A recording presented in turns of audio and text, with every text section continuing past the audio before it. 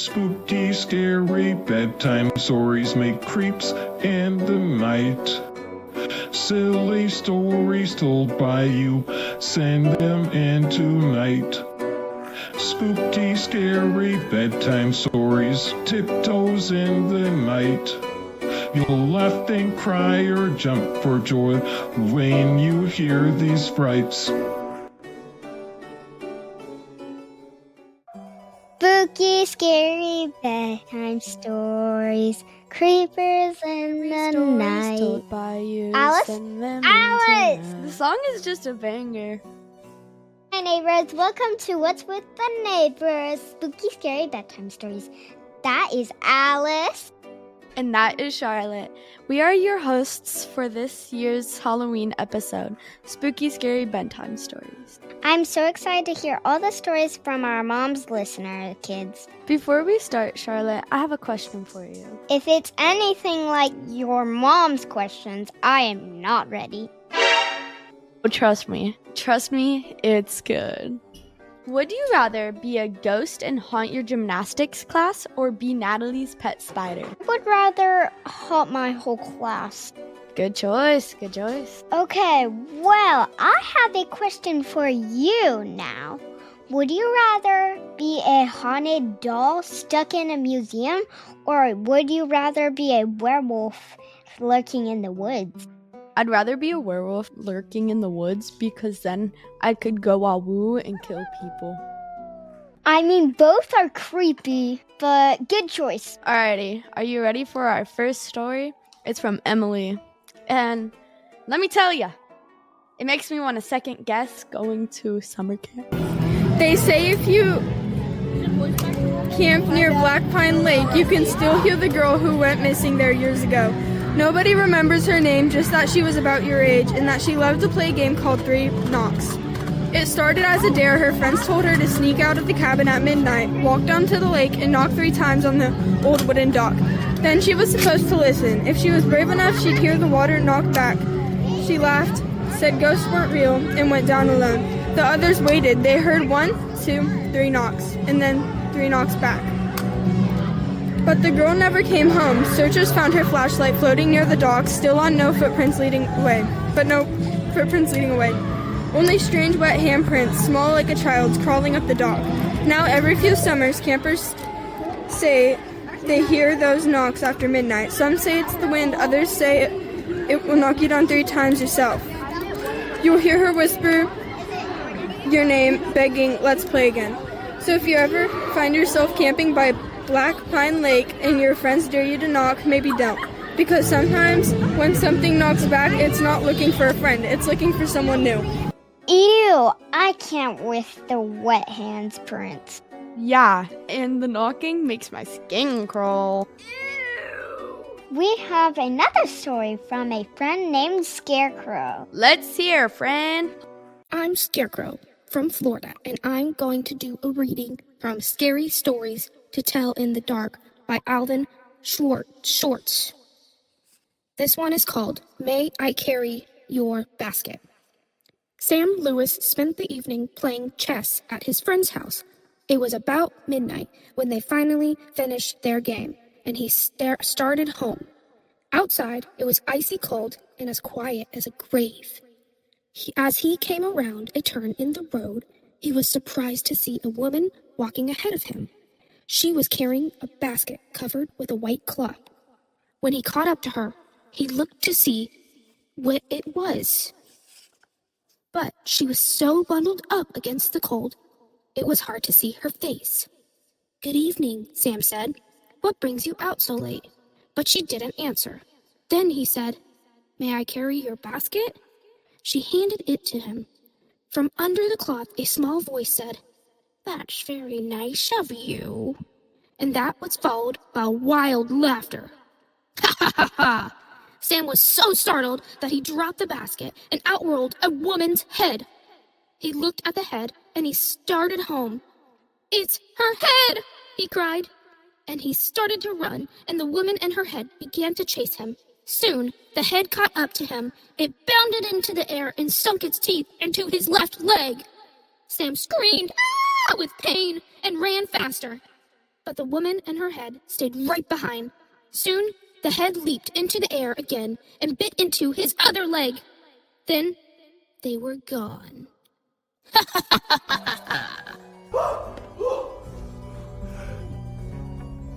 That was scary. Up next, we have Symphony. Noah was the last one to leave school that day. The sky had turned orange and heavy with clouds, and the janitor told him to hurry up before the storm hit. As Noah crossed the playground, he saw something by the old fence, a shadow shaped like a person, but taller, thinner. It didn't move, but somehow he knew it was watching him. He started walking faster. Then he heard it, step, step, step, saw, but matching his pace. When he turned around, no one was there, just a swinging in the wind. He told himself he was imagining things and ran the rest of the way home. But when he got to his house, the front door was already open. His mom wasn't home yet. He shut the door, locked it, and turned on the lights. The TV flickered on by itself. On the screen was static, and in the middle of it, a shape, tall, thin, watching. Noah unplugged the TV and hid under his blanket. That's when he heard the knock at his window. Tap, tap, tap. His breath caught in his throat. The knock came again, slow this time. He peeked out just for a second and saw two long, gray fingers resting on the glass. Then a voice whispered, "You forgot to say goodbye." The next morning, Noah's mom found his window wide open. His blanket was gone. The floor was wet, like something had came in from the rain. The only thing left on his desk was a note written in smudged black ink. "Don't forget me next time." I think I'm good. I don't need to go to another playground ever again. Hard no. The thought of someone tapping on my window, I'm good. I will never forget, never ever. Thank you so much, Symphony. Next up, we have Paisley. If Paisley shares anything about tapping or knocking, I'm out of here. Run, Forrest, run! Oh, Charlotte, we're just getting started. Hang in there. Every night before bed, Jonah brushed his teeth, turned off the lights, and whispered goodnight to his reflection. It was just a silly little habit until the reflection whispered back. The first time he thought he imagined it, soft echoing, "Goodnight." That sounded just like his voice, but the second night when Jonah said goodnight, the reflection smiled first, a wide, too big smile that stretched farther than his own. Jonah froze, his toothbrush halfway to his mouth, and then the reflection blinked after he did. He ran to his mom, but when she checked everything, the bathroom looked normal. She laughed it off and told him he was just tired. That night, Jonah left the light on. But around midnight, he woke up to the faint sound of dripping water. The bathroom light flickered under his door. He crept closer. The mirror was fog. Words written in shaky handwriting in a shaky... "Let's switch." Jonah backed away, but the reflection didn't. It pressed its palm against the glass, grinning that too wide grin. Then it slowly reached through. The next morning, Jonah's mom called for him, but the only answer was a quiet giggle coming from the bathroom. When she looked inside, Jonah was gone, just his reflection smiling back and waving through the glass. Okay. Now I need to cover all the mirrors in my house. I think I would enjoy having my reflection to talk to. I think it would be fun. Bruh. You're an odd one, Alice. I don't know how you like creepy things. Yeah, I know, right? Alice, can you hear me? Yeah, Alice? Oh, Alice, Incoming transmission. what is wrong? Girl, I What's can wrong with hear this you. connection? Oh, now I can hear you. That was weird. Yeah, that was super strange. I heard like someone else's voice all disordered, almost like the line was getting intercepted. We have a story from our one and only Natalie. Oh man, I thought we didn't have to include her. Okay. Sorry, Charlie. Once there was a spooky doll named Erica. Her mom's name was Ruby. Erica did not like her, but the girl did like her. When Ruby would leave, Erica would scare the animals. When Erica hears the door open, she hides. Ruby found Erica in the microwave. Then Ruby put her in the dollhouse to sleep. Then Ruby went to bed. When she woke up, she had slime in her hair.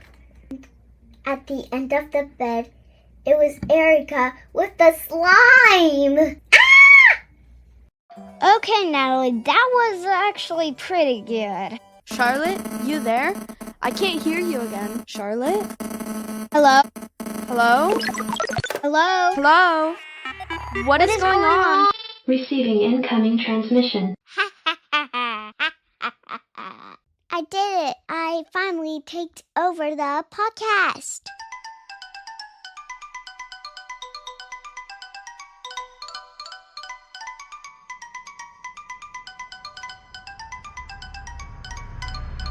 Spooky, scary bedtime stories whispering through the night. Ghostly voices calling you beneath the pale moonlight. Spooky, scary bedtime stories dreadful shadows bright. You'll shiver, gasp, or hide away from the tales of the dead.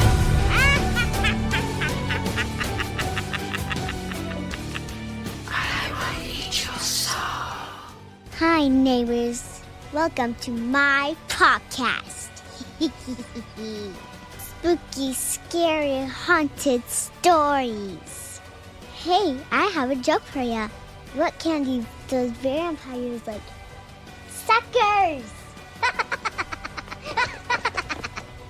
Listen, I have a story for you.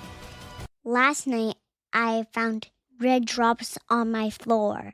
I followed it to my closet, and it was shaking. I whispered, "Who's there?" But no one answered. When I opened the door, my stuffed animal fell out. Its eyes was glowing red, and it had some red stuff on its paws. I ran to tell Mom, but when we came back, the stuffy was clean and smiling. That's creepy. I just think I saw a ghost. Oh, it was just a cat, Robin. Looks like I made a mistake. Bloody frogs. Here's a story from Julie. Mia didn't believe the stories about Locker 13. Everyone at Maple Hollow Middle said it whispered your name when you walked by after dark. But Mia was too logical for ghost stories.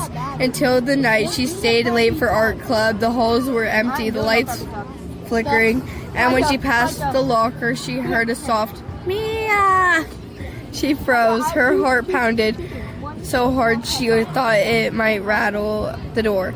Very funny, whoever you are, she yelled. No answer, just a slow creak as the locker door swung open on its own. Inside sat an old, half-melted candle, a dusty notebook,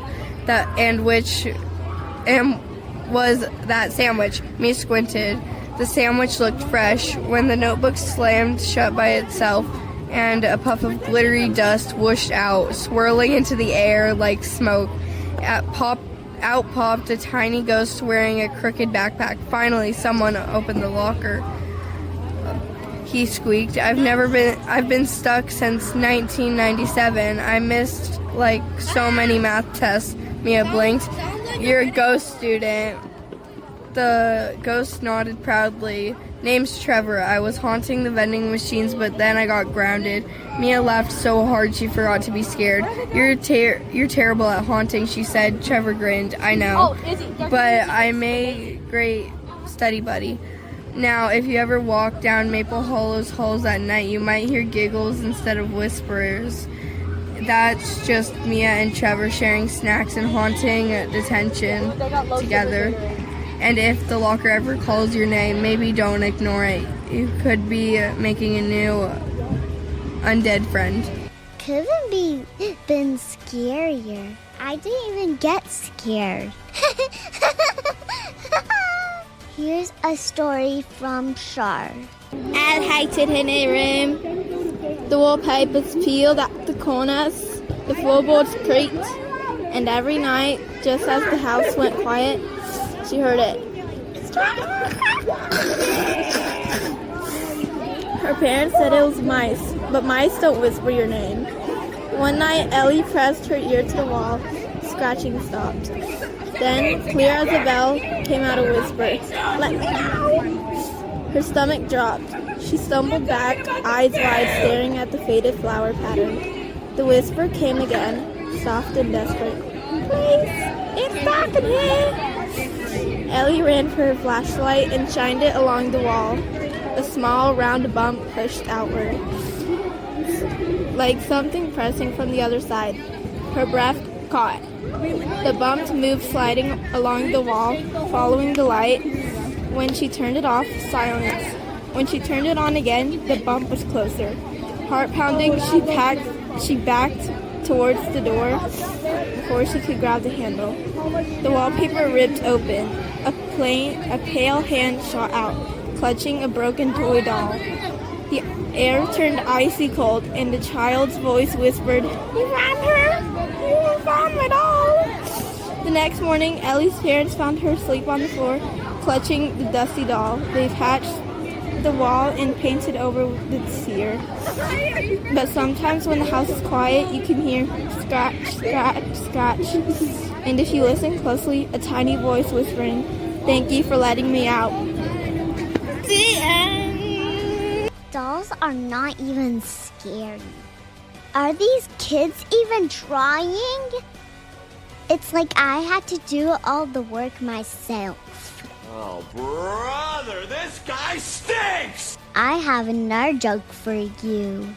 Why did the skeleton stay home from the party? It had nobody to go with. Why don't skeletons fight each other? They don't have guts.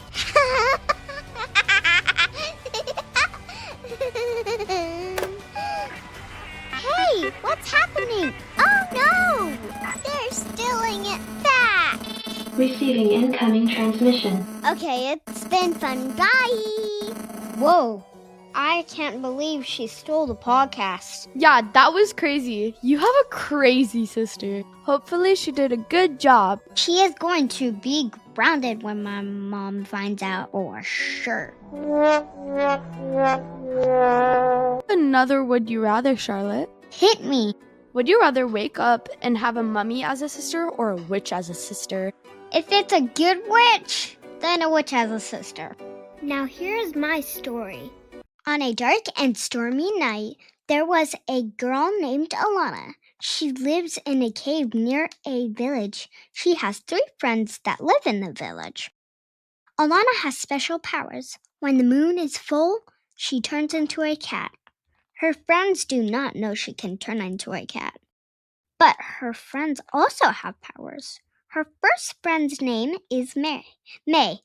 Her other friend is named Lily. Lily has ice powers. May has lava powers. One day, they went skating together.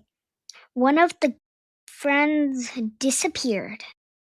It was May. All that was left behind was a creepy head from a creepy doll. The 2 other girls were terrified.